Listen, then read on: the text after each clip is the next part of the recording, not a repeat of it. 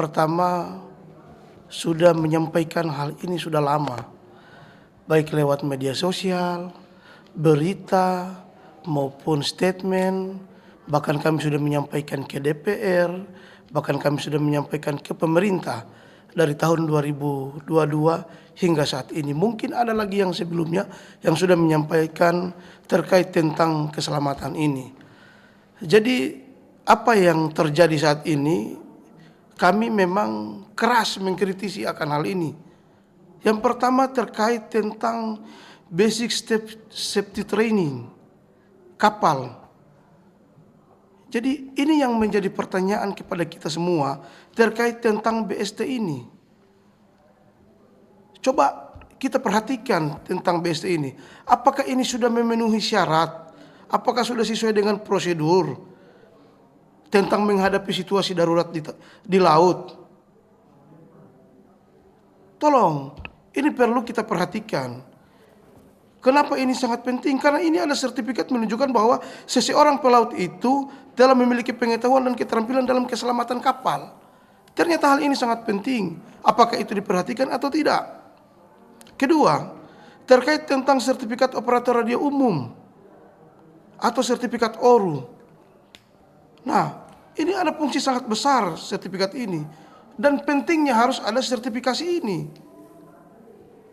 Ya, ini terkait tentang calon-calon operator harus mengikuti pendidikan dan pelatihan kelembagaan. Karena ini kita sudah memakan korban dan ini sudah banyak kami protes terkait tentang keselamatan. Kedua, semestinya semua KRU harus ada SCM, sertifikat kapal penumpang yang crew and chassis management. Nah, ini yang perlu jadi pertanyaan, karena hari ini topik kita tentang keselamatan. Ini yang jadi masalah.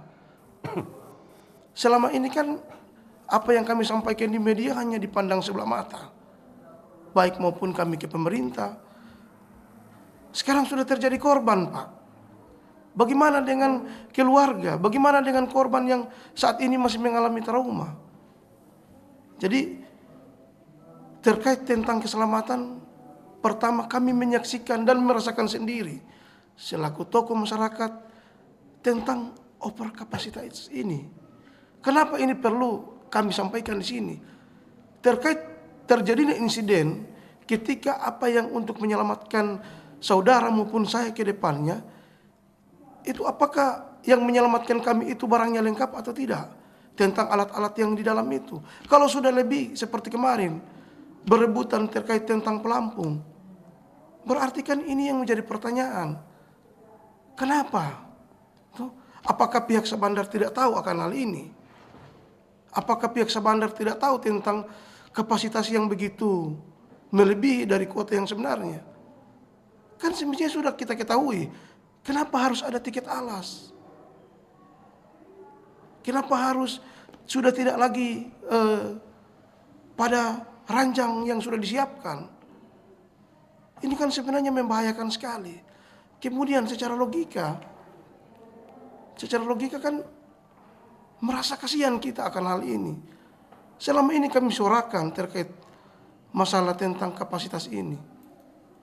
Jadi mungkin dari kami selaku masyarakat ke depannya, apalagi tentang penataan di dalam ini, di dalam kapal sudah mulai masyarakat mulai masuk di terminal, masyarakat masuk di kapal. Tuh, saat berjalannya kapal, saat sampai, itu sebenarnya intinya 4 ini. Jangan kita hanya melihat masyarakat naik beli tiket saja, tapi kita lihat dari masyarakat beli tiket masuk ke terminal, terminal masuk ke kapal, kapal sementara jalan, bahkan kapal sampai, bahkan masyarakat turun sampai itu tolong diperhatikan keselamatannya.